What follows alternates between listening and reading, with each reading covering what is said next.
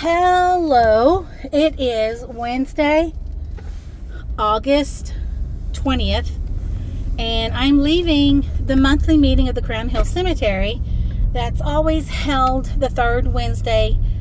And as of late, we've been using a room at the library in Pasadena, and it's worked out really well. But I'm on my way home.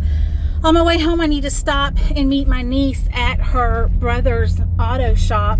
I'm dropping my vehicle off to have an oil change.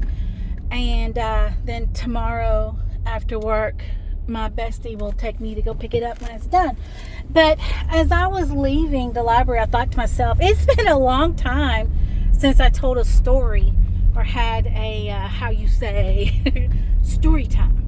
And something crossed my mind that I've always thought is so hilarious, and I thought I would tell the story of it. So this is a story of a soldier who was enlisted with attached to the U.S. Army Corps of Engineers, and he was in country. I don't know where. I don't know what happened, but like many people, something happened, and rather than sending him home, they dumped him on us in Kuwait.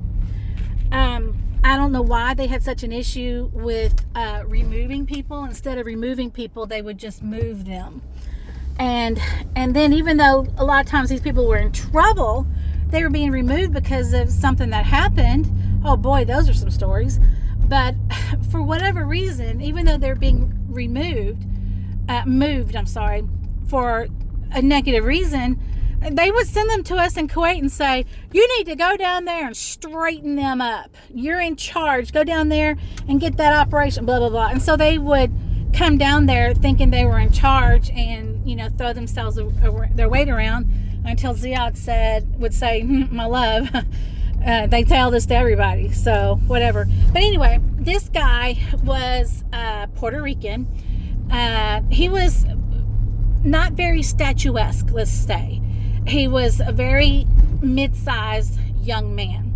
I cannot remember his name to save my life, but he was enlisted, and I've told stories before about how I love our military, but there are, just like everywhere in the world, there's always that element that's not there for the right reason, or they're there in the most slightest way possible. This guy was that typical enlisted that would do everything he could to get out of doing work, and it was a big job. We were working nonstop. Like, we didn't have set hours. Our hours were set based upon who had the most amount of sleep. That's how our hours were set. And so anytime we needed a backup or an extra set of hands, like to pick up somebody at an airfield or a base, or to move 30 flak jackets, or go get fuel and vehicles, this guy was never to be found.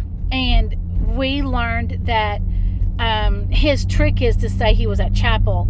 Apparently there's some rule in the military that if you say you're at chapel, I don't know, it's like a federal law or something, like it's against the law for them to be in trouble, because you're not allowed to deny them their religious time, something like that. So he was always hiding out but claiming he was at chapel.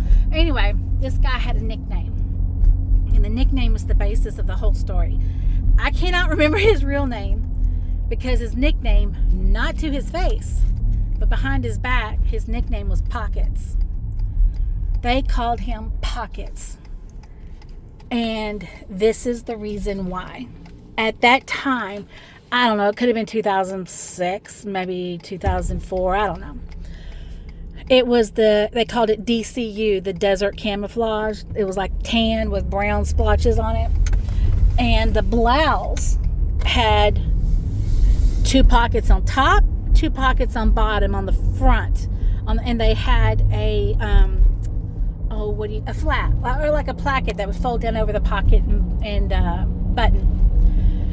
So, as a matter of fact, those DCU uniforms, the pants had, I think 6 pockets, 2 on front, 2 on back, 2 cargo pockets on the side.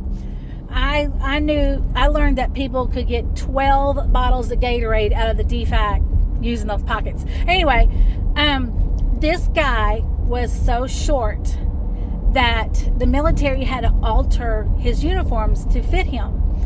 And when they altered the blouse, the top, they didn't do what you're supposed to do. So maybe the seamstress for the military was enlisted as well. Don't get me wrong, there were some very, very hardworking enlisted men and women, but there was a certain element. So when it came time to alter his uniform, and I don't mean uniform, I mean all his uniforms were done like this. Instead of taking the pocket off, shortening the blouse, and then putting the pocket back on, no. They just cut it straight across the bottom, leaving only the pocket placket. So it wasn't even a real pocket. It was just the placket that folded down over the pocket. It was just awful, but hilarious. Because if anybody deserved this horrible, horrible thing, it was this fella. So just, I wish I could think of the right terminology for what to call it, but I think it's a placket. It's like you got to put something in your shirt pocket. You got to first lift up the placket, then put the thing down the pocket. It's that placket thing that laid over it. Anyway, that's my story of the day about a guy named Pockets. That's all I got to tell you. Bye.